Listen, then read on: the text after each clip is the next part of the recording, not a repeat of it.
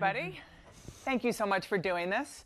I was going to start with some news of day topics, but I think we should start where John left off. Okay. Because I was watching him describe the landscape, and so let me get your take, since you are the expert from the inside out, describing the most important, phenomena that will, you think, lead to what people are predicting, which is a dangerous thing in politics, and that is that you all will take over the House. Yes. Well, good morning. Morning. Nice to be here. Jeff, thank you for your welcome. To all of you, right now, today, if the election were held today, the Democrats would handily win the House. I could only speak in the present tense because you never know in another couple of weeks. But we fully intend to own the factors at work, own the ground, not yield one grain of sand in terms of the ground, and getting out the vote. And that makes all the difference. It doesn't matter so much about where people are unless they turn out. It's just a conversation unless they turn out. Now, one place that I agree with John, you can't make any prediction for 2 weeks out. I'm telling you what would happen today. But one place where I do disagree with John is that he said, well, if the president's numbers are better, this or that, it might be helpful to Republicans someplace that were a close call. But what is important about the president's numbers is where he was 1 year before the election, because that's when people decide to run. His numbers were so low, 38, 40, something like that, and he got over 40 retirements, and we got the A team on the field. My optimism springs from the courage, the purpose of our candidates running. They're spectacular, and they know their why. They know why they are running. They know what they care about and they're subject to discuss. They know how to get things done and relate to their constituents. On top of which, Mitch McConnell has given us a gift. President Bush gave us a gift in 2006 when he said he was going to privatize Social Security. That and the culture of corruption that existed then took us to victory. But President Bush gave us a gift. He was at 58% in the polls in January of 2005. He was at 38% in the polls in the fall of 2005. That's when people decide. Mitch McConnell is giving us a gift, saying when he was asked about the debt and the deficit, he responded by saying it was because of Medicare, Medicaid, and Social Security entitlements that had to be addressed. No, it was about giving a tax cut. 83% of the benefits went to the top 1%, a big corporate tax cut that affected about $7 trillion in our economy. That's where, but he completely walked away from that. You're already seizing on that. Oh yeah, because this election, more than anything I just may, is about health care. It is, people ask, what are the Democrats for? We are for the people. For lowering their health care costs by reducing the cost of prescription drugs. We are for bigger paychecks by building the infrastructure of America. And we are for better government by reducing the role of money in politics. So it's the people's interest, not the special interest. So with the lead of health care, Medicare, Social Security, pre-existing conditions, he also said the Affordable Care Act, he'd go after that as well, he being Mitch McConnell. Understand that the health care issue is not just a health care issue, it's a financial health issue. It affects people's economic well-being, and that across the country is a very big issue. So for Mitch McConnell, for Leader McConnell to say, we're going after Medicare, Medicaid, well, Social Security as well, and the Affordable Care Act, I don't know what he was thinking, but I'm glad he was maybe not thinking. Because politically, obviously, you think you have something there, but in terms of the policy, he's not wrong. Take tax cuts aside, but that the entitlements do need to be addressed. Take tax cuts aside. Under Democratic presidents, just look at the history, look at the facts, the deficit goes down under Democratic presidents. Went down under President Clinton, went up under President Bush. Tax cuts, and he had a giveaway to the pharmaceutical industry too, which added to the national debt and to unpaid for wars. President Obama comes in. When President Obama came in, the deficit that January was $1.4 trillion. When he left, it was $500 billion, a reduction of about 70%. President Trump comes in, and there they go with their big tax cuts. So you really can't say that aside, because now the deficit's it's going to be higher than all domestic spending, not counting the entitlements, but all discretionary spending, domestic spending, and it's going to be higher soon than all defense spending.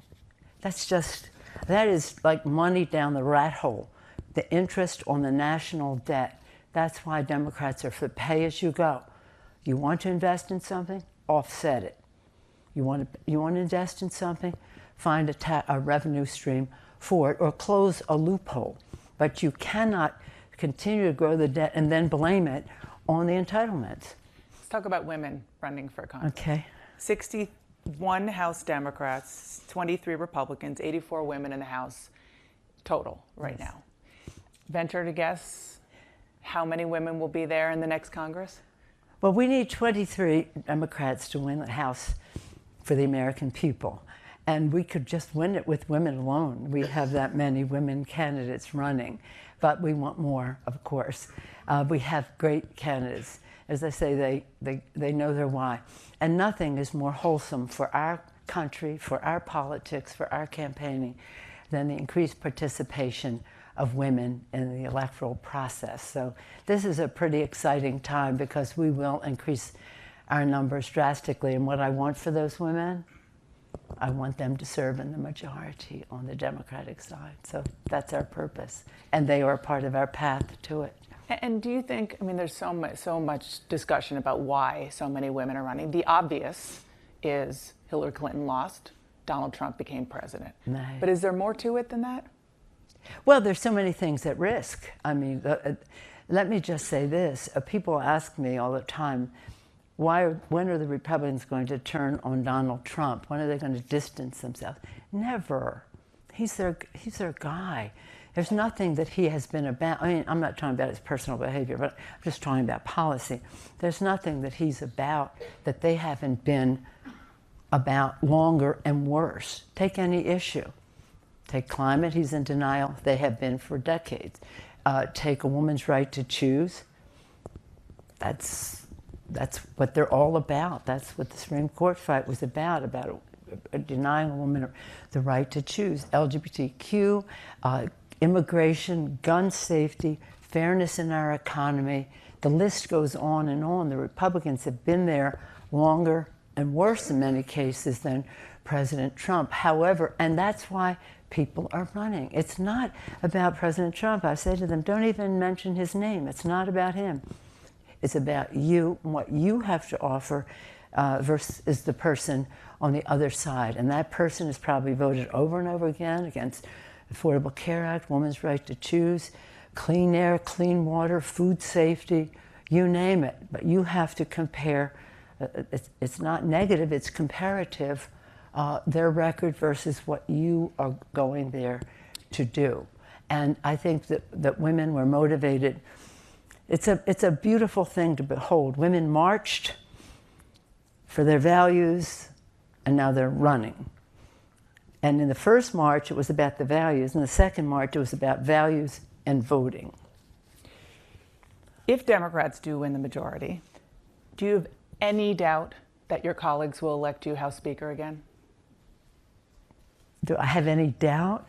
Well, it's up to them to make that decision, but I feel pretty comfortable where I am on it because self-promoting is promotion is a terrible thing, but clearly somebody has to do it. And I say this, I say this to the women because I want you as you probably know, I've usually been very shy about my own thing, and none of us is indispensable, but some of us have something to offer that is appropriate for the time, and I think I'm that person. But I say this because I want women to be confident and don't let anybody minimize what you have to offer. But I am a great legislator, says she, and one of the reasons I am is because I recognize the contributions of others, our committee chairs and all the rest, and how that system works to have the best possible intellectual resources to make the best possible decisions, and to do so whenever possible in a bipartisan way. I also am politically astute. I took them to the victory in 2006. I know how to do this. This is the first time since 2006 that the congressional Democrats have had the platform. 2006, we won. Harry Reid and I, we won. We had a plan. People said, he's at 58%, you're never going to win. We won. We had a plan. Then we had, the next year was presidential, and then for 8 glorious years, we had President Obama in the White House, who was the voice of the Democratic Party, beautifully so, very effective. Well, you can go into that if you want, but I'm very proud of his presidency and what we did working together. And then we had 2016, which was a presidential election. Now it's our turn, very discreetly, in different districts around the country, presenting the candidates presenting themselves, and they are all independent representatives of their districts. They will be. And the representative is their job title and their job description. And so these races have a lot to do with what's going on in their districts and how they will represent their district. This is not a national campaign. It is one district at a time. So I feel very confident about my ability to bring all of that beautiful diversity together. We are not a rubber stamp caucus, and we are not going to be a rubber stamp Congress. And I feel very proud. I mean, when in the court, we take an oath to protect and defend the Constitution. The first part of it is the preamble, so beautiful, we the people. You know what it says about our defense, the welfare, the whole, I won't go into it, it's so beautiful, but the first article after that is Article 1, the legislative branch. It's not to be a rubber stamp, but a co-equal branch with the executive branch and the judiciary. And I want for us to bring dignity back to the branch of government that we represent. That when we open that first day, it's going to be about openness, transparency, so the public can see what is happening and how it affects them. Not a dark of night, speed of light tax bill that has a $7 trillion impact on the economy that they never had a hearing about. But to have it like that, to have it be bipartisan. Some people criticize me for saying that, to have bipartisanship. So it's about transparency, accountability to the public, bipartisanship, trying to find our common ground where we can, standing our ground like a rock, as Thomas Jefferson said, where we cannot, and honoring what our founders, when they put that Constitution together, said, e pluribus unum, from many one. And you couldn't imagine how many we would be or how different we would be. But they knew that we should strive for one. I have a lot of questions on the bipartisanship and how you would lead in the majority. But one quick question. I was fascinated by something you said recently. I think it was the LA Times. You said that you see yourself as a transitional figure. You said, I have things to do, books to write, places to go, grandchildren first and foremost to love. What did that mean? Well, it means that there has to be a transition at some point in all of this. If Hillary Clinton had won, I was ready to go home.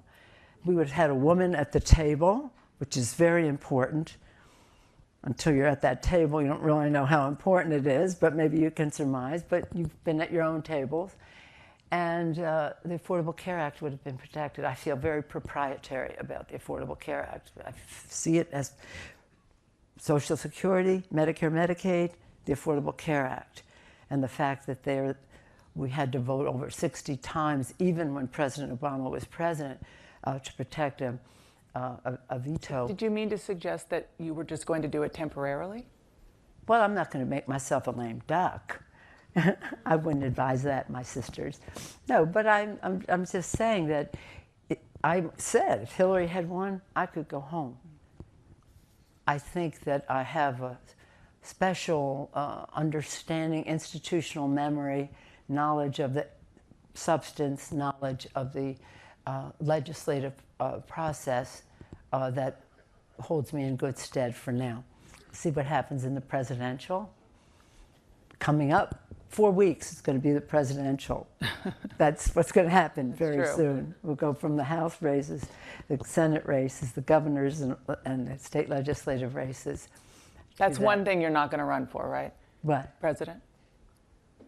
People ask me all the time, why haven't you run for president? I love the legislative process. I really do. No, I'm not going to run for president. So let's talk about I'm trying to promote Jerry Brown to do it, but he's not taking the bait. Not that he would run, and he would run just to put the ideas out there, and that's why people run too.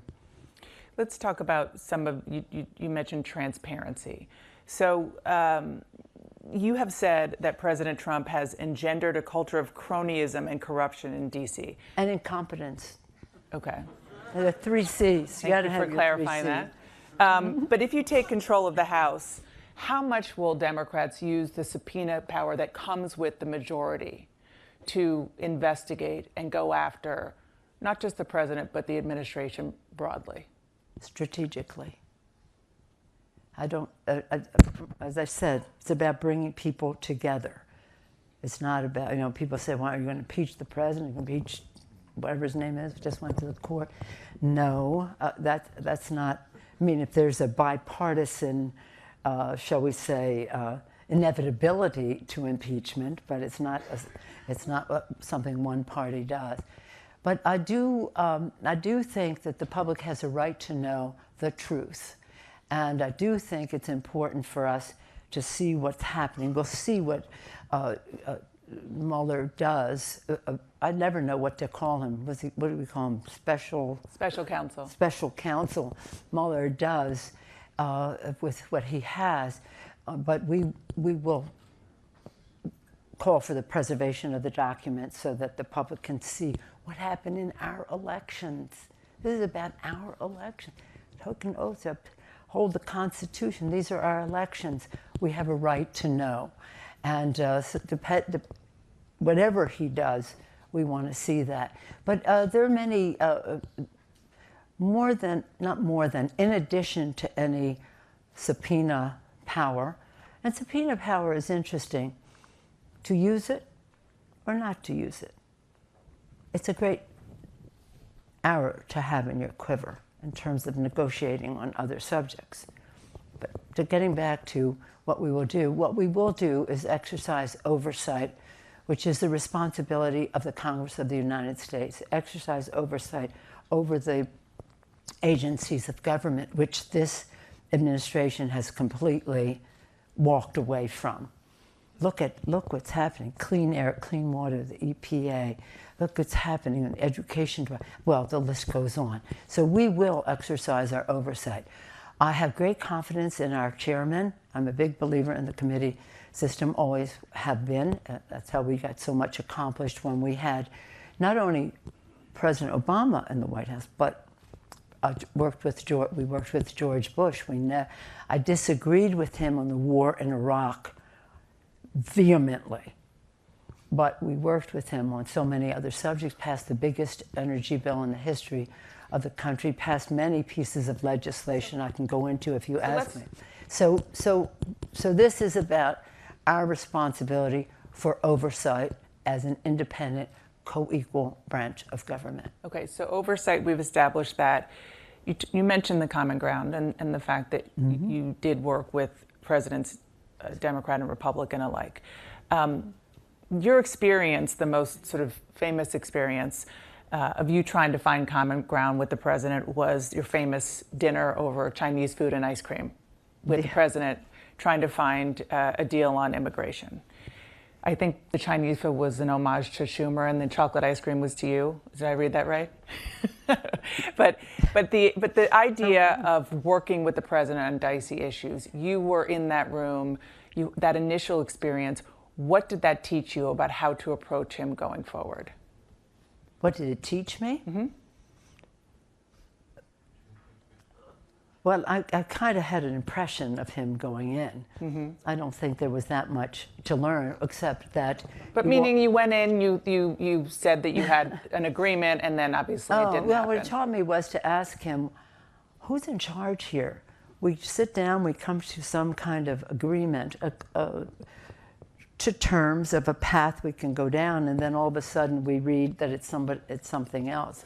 Actually, coming out of that dinner, when it was announced that we could find a way, which is what you always have to try to do, is to find a way to get results for the American people, not the lowest common denominator, but the boldest common denominator. So they came out, that was all good, and the next day I talked to him and he said, you know, you've got to say something about how we're not going to hurt the Dreamers, this or that, as we've figure this out. In the meantime, you know, until it is done, he tweeted right away that he would, and then all of a sudden he walked away. So I didn't learn anything that night, but the next day and the next day and the next day, that I'm not sure what's going on in the White House and with who calls the shot when it comes to some of these subjects. Do you think immigration is singular and that is, you know, so dicey, and there are such divisions within the Republican Party, and obviously it was a signature issue for him, that makes that issue harder than others that I know you want to work on, like infrastructure, prescription drugs? Well, infrastructure we want to work on. There's some subjects that we hopefully we can work with him on, things that he said he wanted to do, lower the cost of prescription drugs.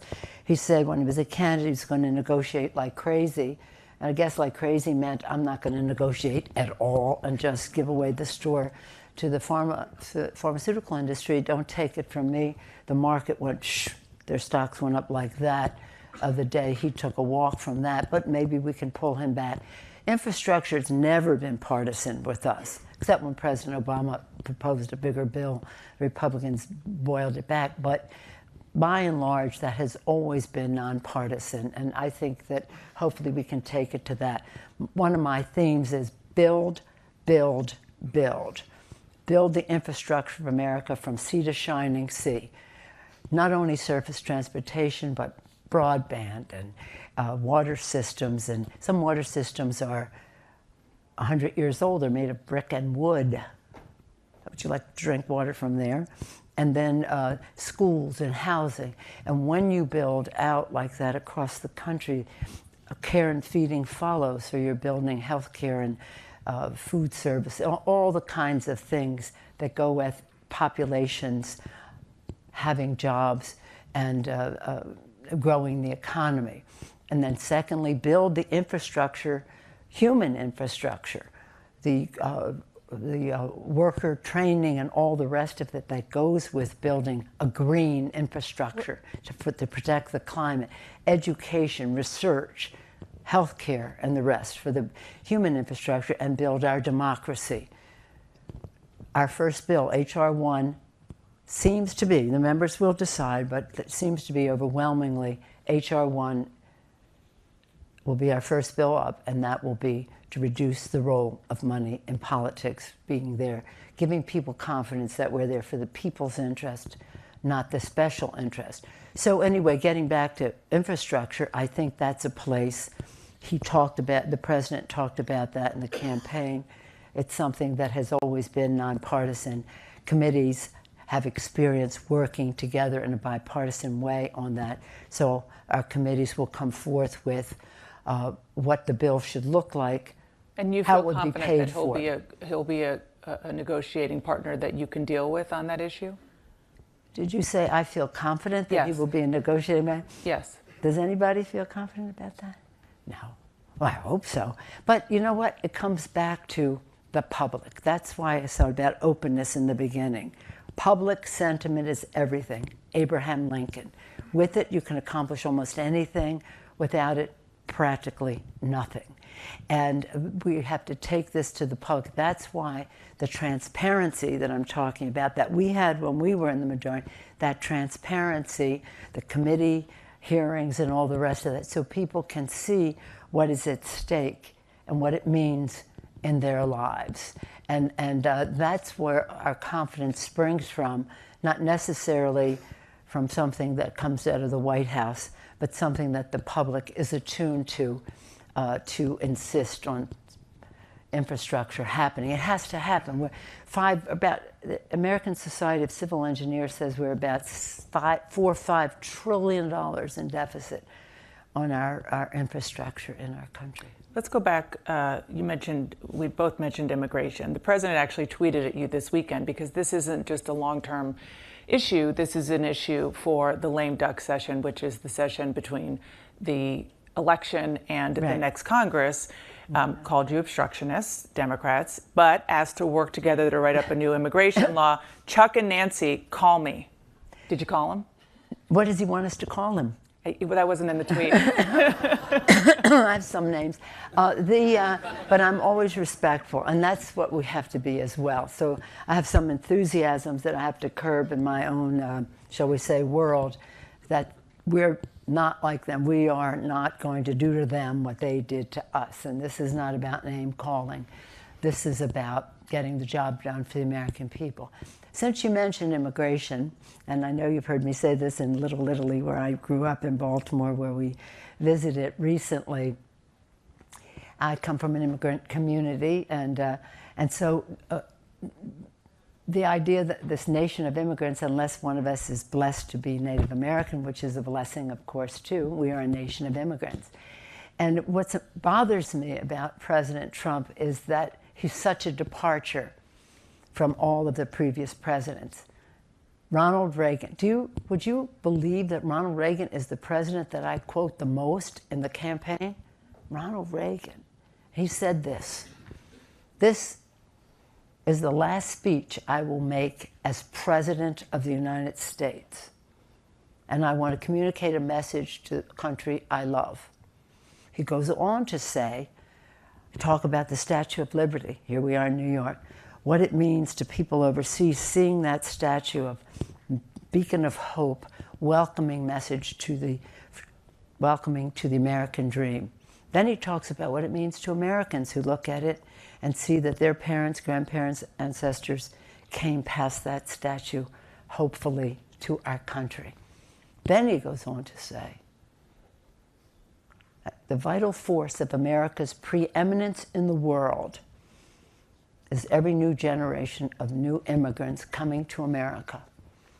And when America fails to recognize that, America will fail to be preeminent in the world. Ronald Reagan. And he goes on to talk about contributions. You should read it. Ronald Reagan's. Imagine, he chose that as his last speech to the American people. Ronald Reagan, President George Herbert Walker Bush, President Clinton, President George W. Bush, excellent on immigration. He just couldn't convince his party. President Obama, all recognizing that every new generation of newcomers to our country with their hopes, determination, optimism, determination to make the future better for their families. Well, those are American traits, and they all make America more American. So if the president wants to build a wall in exchange for keeping the government open on immigration in the coming weeks, will you do it? Negotiate with him about that, but he has all the votes in the Congress, which he hasn't had so far. Apart from his, again, dark of night, speed of light tax bill, but they really almost didn't know what they were voting for. Now they're trying to correct it. Now he's talking about doing another bill before the election. Congress is out of session, Mr. President.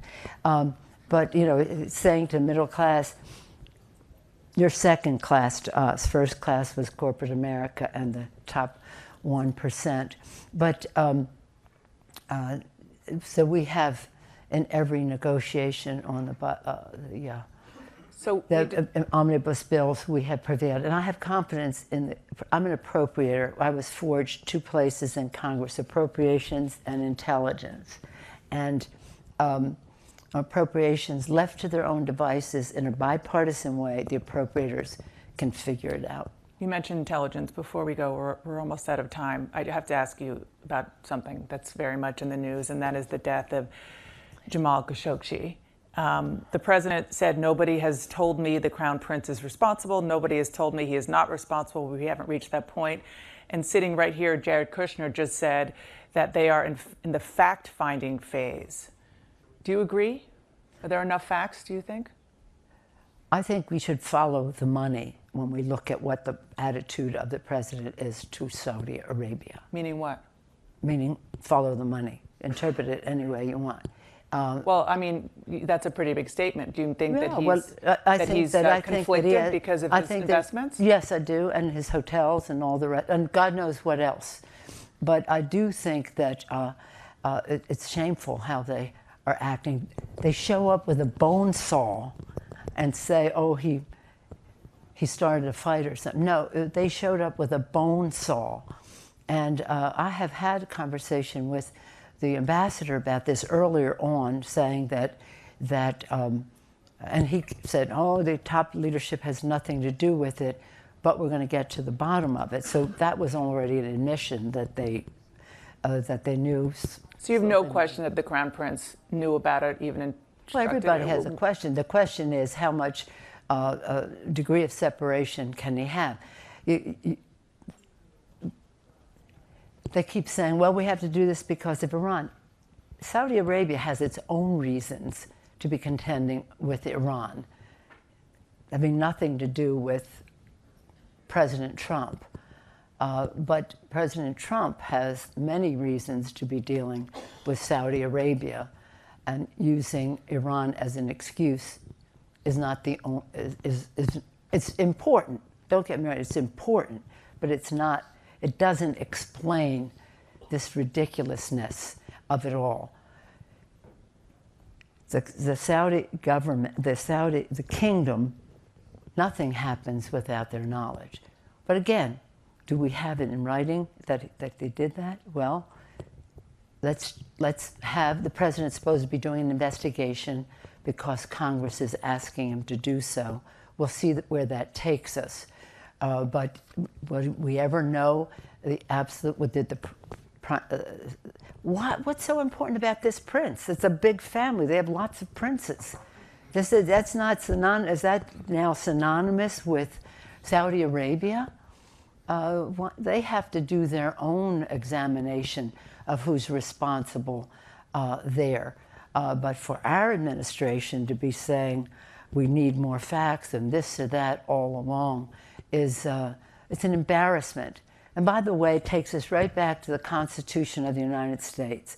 This beautiful Constitution with checks and balances, with the ability to amend itself to expand freedom, and the Bill of Rights, freedom of the press. Freedom of the press, the protectors, the guardian of the gate of our democracy. All the freedoms are important, but I truly believe, and I just don't say this because I'm just going to say, you know your audience. But I honestly believe, and I've said this for years, freedom of the press is the guardian of the gate of our democracy. If the press can write about it, there's a safety in it. It's about freedom. I spoke at Harvard the other day, the Kennedy Institute of Politics, and there I quoted President Reagan, but also President Kennedy. I was at his inauguration as a student, and in there, you know what he says, ask not what your country can do. Everybody in the world knows that. But the very next sentence in that speech that I took with me as a political science major was, to the citizens of the world, ask not what America can do for you, but what we can do working together for the freedom of mankind. Freedom. That's what America's about. And here we are schmoozing with Putin and then saying we're going to break the treaty that eliminated over 2,500 intermediate missiles, schmoozing with Philippines being madly in love with the thug in North Korea. I mean, really? So this election is important because of each individual race and each candidate vis-a-vis the candidates. But Republicans are coming to us because they're saying we're concerned about what he's doing to our national security, what he's doing to our budget deficit, and what he's doing, his tone. So it's really important. One of the big issues with independence in this election is the checks and balances. The checks and balances. We need a check on this President of the United States for so many reasons, demonstrated by the behavior of the White House on this Khashoggi matter, which is against freedom of the press, against our values, which are a part of our foreign policy, and makes us look kind of silly, I think, in the world. But anyway, we don't agonize. We organize. 15 more days until the public will give its verdict. We don't take anything for granted. We respect everyone who votes, however they vote. But we just want everybody to vote. And I thank you for the opportunity to share some thoughts with you. Madam Leader, thank you so much. Thank you. Thank you. Thank you, Jeff. Thank you. Thank you.